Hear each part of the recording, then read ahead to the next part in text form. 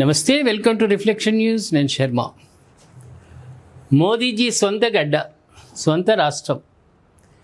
అక్కడ జరిగిన స్థానిక సంస్థల ఎన్నికల్లో భాజపా విజయ ఢంకా మోగించింది. తిరుగులేని మెజార్టీ.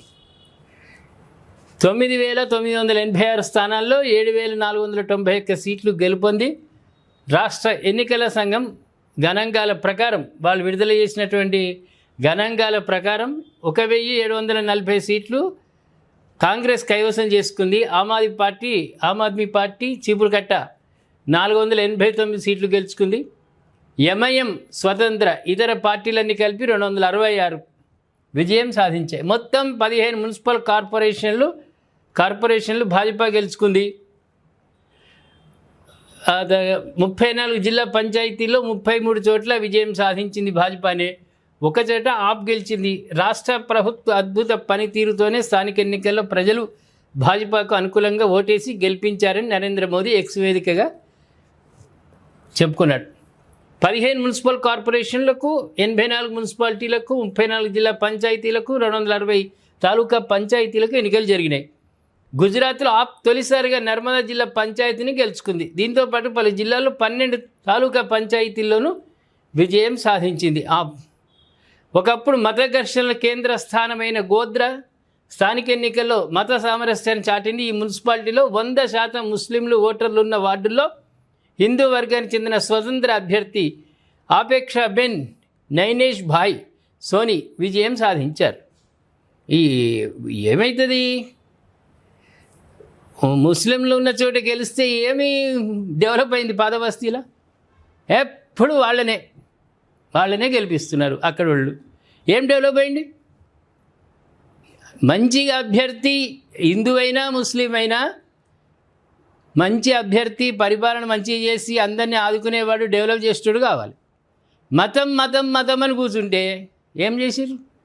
ఏం జరిగింది? ఓల్డ్ సిటీలో సందులు గట్లే ఉన్నాయి, డ్రైనేజీలు గట్లే ఉన్నాయి, డెవలప్ లేదు. ఏమైనా కరెంట్ బిల్లులు కట్టకుండా చూసుకుంటుండొచ్చు అంతే. నీటి పన్ను, కరెంట్ బిల్లు కట్టకుండా ఎంఐఎం వాళ్ళు చూసుకుంటారు మిమ్మల్ని, అంతే తప్ప డెవలప్ ఏం లేదు. ఎక్కడేసిన ఒక అంగడి అక్కడనే. ఎందుకు నెత్తి పెట్టుకోండి? ఇక్కడ ముస్లింలు వాళ్ళు ఏకగ్రీవంగా అనుకున్నారు, మాకు డెవలప్ చేసేవాడు కావాలి, కానీ మా మతాన్ని పెట్టుకుంటే వాడికి ఎక్కడనే ఉంటుంది, అట్లే చేస్తారని ఒక మార్పు వచ్చింది. కాబట్టి ఈ 100% ముస్లింలు ఉన్న వార్డులో హిందూ వర్గానికి చెందిన వ్యక్తి గెలవడం అనేది మార్పుకు కారణము. మార్పునకు ఇది ఒక గొప్ప కారణం. ఈ దేశవ్యాప్తంగా రావాలి ఈ మార్పు. మా మతముని గెలిపిస్తే గింతే ఉంటుంది అంతే. పోయేది ఫుట్పాత్ మీద అక్రమంగా ఏమైనా కట్టుకుంటే వాళ్ళు కూల్చడానికి పోలీసు వాళ్ళు, జేసీబీలు వస్తే వాళ్ళని వెనక పంపించేందుకే పనికొస్తారు. ఎందుకు పనికిరావు? మిగతా చోట్ల మరి నడుస్తుంది అట్లా. భాగ్యనగరంలో మొత్తం హైదరాబాద్లో చేస్తున్నారు, కూలుస్తున్నారు ఫుట్పాత్ల మీద ఉన్నట్టుని. ఎక్కడైనా లొల్లైందా? మీదే ఇష్యూ ఎందుకు అవుతుంది? మీకు అండ ఇటువంటి సమయంలో ఉంటారే తప్ప డెవలప్మెంట్లో ఉండరు. నిరూపణ అయింది కదా. మార్పు రావాలి. మీరు కూడా మార్పు తెచ్చుకొని గెలుపొందే వ్యక్తి ఎవరైనా సరే తమకు మంచి చేసేవాడు, అభివృద్ధి చేసేవాడు కోరుకోవాలి. గుజరాత్లో మాత్రం అది ఒక రకంగా నరేంద్ర మోదీ గారి సొంత రాష్ట్రం. డెవలప్మెంట్ ప్రక్రియ, 2 బుల్డోజర్ ప్రభుత్వం, డబుల్ డక్కర్ ప్రభుత్వం, ఈ నినాదాలు వచ్చినాయి బీజేపీ వచ్చిన తర్వాత. డబుల్ డక్కర్ ఒకటే వెహికల్ పైన ఒకటి ఉంటుంది, ఎట్లా కింద బస్సు ఎట్లా పోతుంటే అట్లా. ఆ రాష్ట్రానికి కేంద్ర ప్రభుత్వం పూర్తిగా అండగా ఉన్నది కాబట్టి అభివృద్ధిలో ముందంజున్నది. ప్రజల్లో ఒక నమ్మకం ఉన్నది, బీజేపీ వాళ్ళని గెలిపిస్తే ఫండ్స్ వస్తే డెవలప్ అవుతుందని. ఆ నమ్మకంతో స్థానిక సంస్థల ఎన్నికల్లో భాజపా అద్భుత విజయాన్ని సాధించింది. ప్రేక్షకులు ఏమంటారు? మనం ప్రధానంగా తీసుకోవాల్సింది, సరే బీజేపీ గెలిచుడు అది వేరు, కానీ ఇక్కడ ఉన్నటువంటి వార్త మాత్రం గోధ్రా అల్లర్లు జరిగినాయి. అప్పుడు భయంకరమైన అల్లర్లు, అది యావత్ ప్రపంచాన్ని కుదిపివేసినటువంటి అల్లర్లు.